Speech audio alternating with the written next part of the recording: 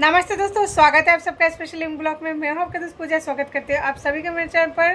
तो दोस्तों, कैसे आप सब? उम्मीद करते हैं सभी अच्छे होंगे और मैं ठीक हूँ। फिलहाल देखिए, मेरे बच्चे एक तो जग रहा है और दूसरा हल्के हल्के से सो रहा है। सोनू अभी पूरी तरह से नहीं सोया है क्योंकि उसे अभी बिस्तर में लेटे हुए 10 मिनट हो चुकी है और अभी रात की टाइम हो रही है, रात के 10:30 के लगभग हो रही है। तो दोस्तों, कुछ बातें हैं ना जो मतलब दिमाग में ना मतलब समझ नहीं पा रही थी, मतलब कि क्या सच है और मतलब क्या हकीकत में है। तो शायद मुझे ऐसा लगा कि छोटी सी जो मेरी फैमिली है, मैं उनके साथ शेयर करूं तो मुझे इसका कोई ना कोई जवाब ज़रूर मिल जाएगा।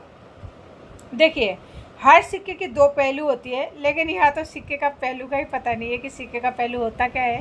एक बात बताइए, अगर किसी इंसान को यानी किसी आदमी को तलाक अगर देना होता है, जैसे मेरा पति है, अगर वो मुझे तलाक देना चाहते हैं तो इसके लिए उनके पास मतलब एक ऑर्गेनिक रीज़न होना चाहिए।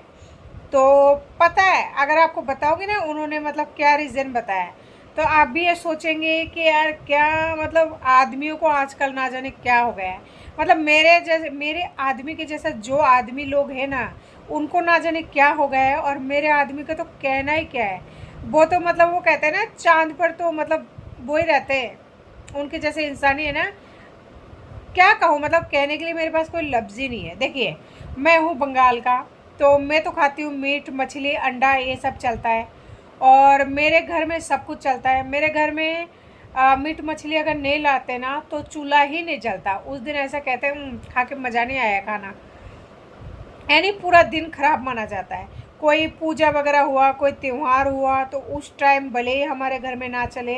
जैसे अभी जन्माष्टमी के दिन था तो उस दिन हमारे घर में 2 दिन 3 दिन पहले से ही जो है शाकाहारी खाना बनता है। उसमें लहसुन प्याज वगैरह कुछ भी नहीं खाते हैं। मसूर का दाल हो गया या मतलब कुछ भी मांसाहारी टाइप का चीज़ जो है हमारे घर में नहीं लाते हैं। और मेरा ससुराल पक्ष में ऐसा है कि वो लोग दाल वगैरह खा लेता है, लेकिन लहसुन प्याज वगैरह वो चलता है इनके। लेकिन बाकी ये लोग तो मांसाहारी नहीं है, शाकाहारी है मेरे ससुराल में जितने भी लोग हैं। और मेरे पति ने जब मुझसे शादी किया था, उनको पता था कि मैं बंगाल की हूँ, प्योर बंगाल की हूँ और बंगाली हूँ और हमारी घर में ये कंडीशन है, सब कुछ खाते हैं वो। देखिए, मेरी शादी को इतने साल हो चुका है, ठीक है, तो वो गांव भी गए हुए हैं मेरे घर में क्या खाना बनता है, क्या नहीं बनता है, किस तरह से बनता है, मेरा क्या कल्चर है, क्या त्यौहार है, उन्होंने सब चीज़ को एंजॉय किया है, इतने सालों से निभा रहे थे। तो उसके बावजूद भी वो इंसान तलाक के लिए ये रीज़न दिया है कि मैं इस औरत को इसलिए तलाक देना चाहता हूँ क्योंकि ये मतलब नॉनवेज खाती है, ये चिकन मछली अंडा खाती है इसलिए। और थाने में भी पता है मुझसे क्या बोला उन्होंने कि ये रीज़न है जिसलिए मैं इसे तलाक देना चाहता हूँ। और उनका जो वकील था वो मुझे ऐसे बोल रहे थे कि ब्राह्मण का लड़का है, आप क्यों खाती हो। लेकिन उस इंसान को कैसे समझाओ कि बंगाल का कल्चर क्या है, लोग किस तरह से खाते हैं, उनके घर में कैसे खाना बनता है। ये बंदा सब कुछ जानते बूझते भी इस तरह के इल्ज़ाम लगा रहा है। पता है क्यों? इसका ये रीज़न है, उनके पास ये ना तो कह सकता है कि ये अडल्ट्री में है क्योंकि उसके लिए भी प्रूफ चाहिए होता है, और मेरा कुछ ऐसा कुछ है भी नहीं। क्यों? मैं तो यही कहती हूँ कि अगर आपको लगे कि मेरा कहीं पर भी अफेयर चल रहा है तो आप कॉल डिटेल निकलवा लीजिए, मेरा फ़ोन का लोकेशन निकाल लीजिए, अगल बगल में 24 घंटा या तो गेट बाहर से बंद करके चले जाना। अगर इससे भी आपको संतुष्टि नहीं होती है तो फिर आप गेट को ताला लगा के चल जाना। तब भी संतुष्टि नहीं है तो कैमरा लगा देना 24 घंटा रूम के अंदर, तो कम से कम तब तो पता लग ही जाएगा मैं कहाँ जा रही हूँ, क्या कर रही हूँ, फ़ोन पे बात कर रही हूँ, नहीं कर रही हूँ।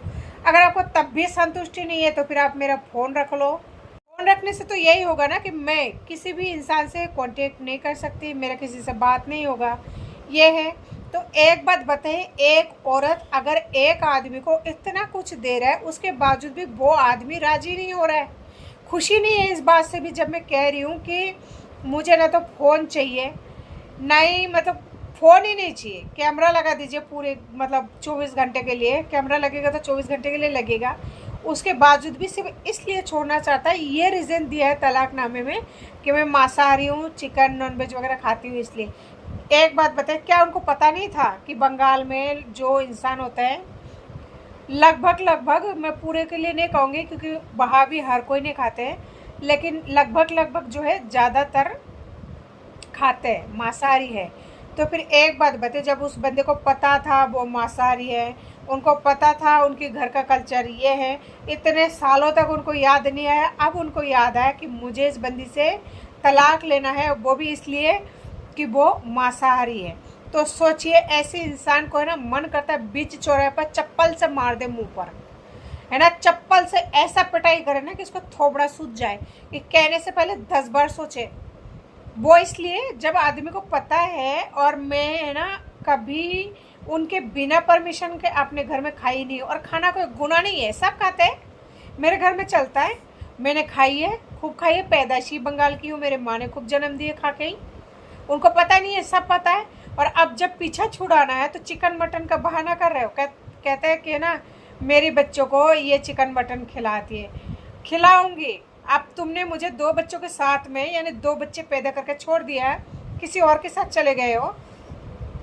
अब तक तो है ना बच्चों को क्या कर रही थी, बंगालियाँ बना रही थी, अब तो पता नहीं क्या बनाऊंगी, ठीक है। अब तो सब कुछ A to Z खिलाऊंगी, रखूंगी नहीं तुम्हारा नाम निशान। क्या समझते हो अपने आप को, कर लेना जो उखाड़ना है। तलाक देने के लिए ये रीज़न मिला था तुमको, अगर तलाक देना है ना कोई सॉलिड रीज़न ढूंढो, और उसके बाद में कोर्ट के जाके है ना मुंह वो करना, शर्म नहीं आती तुमको। अगर अब की बार इस तरह से बोला ना, बीच चौराहे में खड़े होकर ना, सच में चप्पल से मारूंगी, याद रखना। और मुझे पता है आप मेरी इस वीडियो को, मेरी बातों को, मेरे हर एक्टिविटी को ज़रूर फॉलो करते हो। ये बात कान खोल के सुन लेना, जो मैंने अभी बोला कि चप्पल से मारूंगा, अगर दोबारा इस तरह से बोला ना, क्या तेरे जो बच्चे पैदा हुए या क्या बिना खून मांस खाए, मतलब ये ऐसे हो गया। तब याद नहीं है, तब छोड़ देता। जब मेरी बहन की शादी में गए थे, वहाँ पे तो कम से कम 5-6 बकरा कटे थे, क्या नाम है, 40-50 किलो मछली आए थे, रहू मछली। इससे ज़्यादा मांसाहारी और क्या होगा। मेरी बहन की शादी में 40-50 किलो रहू मछली आए थे, 4-5 बकरा कटा था पूरा। तो उस टाइम याद नहीं आया कि भाई ये लोग इतना मांसाहारी है, इतने बुरी तरह से बकरा और मछली खा रहे हैं। तब कैसे शादी में हाथ भी बटा रहे थे, काम भी कर रहे थे, सब कुछ इंजॉय कर रहे थे। और अब आ रही है बदबू मछली की ना। तो किशोर शर्मा, अगर तलाक ही लेनी है ना, तो अच्छी तरह कोई मोटा या सॉलिड रीज़न ढूंढो, नहीं तो है ना कोर्ट की चक्कर काटते रह जाओगे। ये तू तरह के ये छोटी छोटी चीज़ों से है ना किसी का लाइफ नहीं खरीदी जाती।